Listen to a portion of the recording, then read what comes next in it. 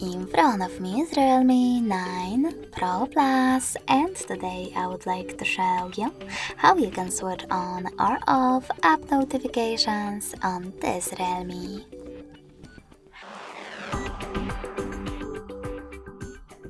First of all, go into Settings. Now you need to scroll down and tap on Notifications and Status Bar.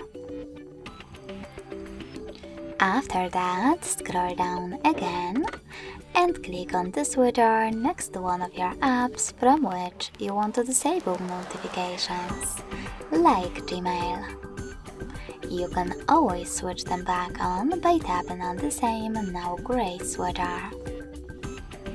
If you want to, you can click on Reset next to app notifications and select the best option for you, like frequency.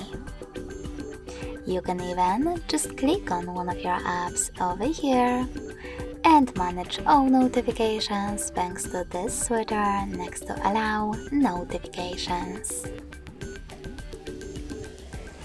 Thanks so much for watching. If you enjoyed this video, smash that like button, comment and subscribe.